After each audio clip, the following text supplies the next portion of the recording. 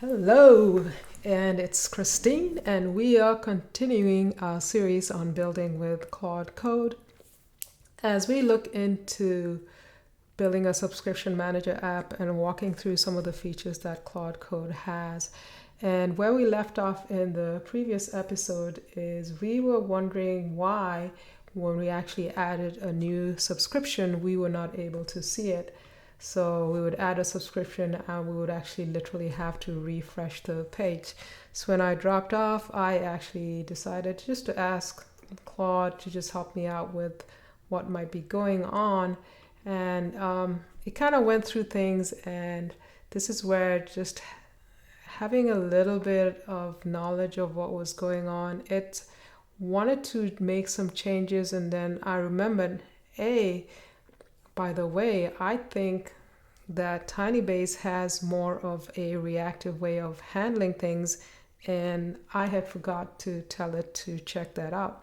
So just to quickly show you what that means is that within TinyBase, they have this hooks that you can use, UI React module that can allow you to actually use React and make changes, and it'll know automatically and refresh or re-render the component. So coming back to Claude, I just basically asked it, you know what? Why not just look at this link and see this page and see if you can use that. So it analyzed the documentation, went through and analyzed all the files, analyzed the link, and now it looks like it's going to simplify things quite a bit. It's going to make use of the TinyBase/UI React and make a lot of this code go away. So I'm just going to let it churn and see what we get out of this. All right, so it's made some of the changes, and it's going to go ahead and start this debugger. So we're going to check that and make sure it's working. So as you can see, Puppeteer, because I'd asked us to test this out before, it's going ahead and making the changes.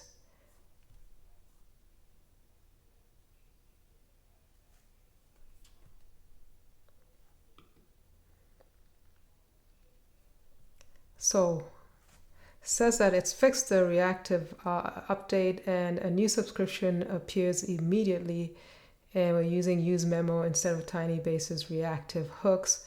And once it's done that, looks like everything is working correctly, and in fact, looking at the window, it seems that it was entered. That's a really kind of successful way of debugging and using some of the tools that Claude has available. And you also have the changes pending that are showing up, and then it's synced. Pretty happy with what it's done so far, and I think it's in a good state to potentially just try deploying it on Fly.io and see what this looks like, just for testing purposes.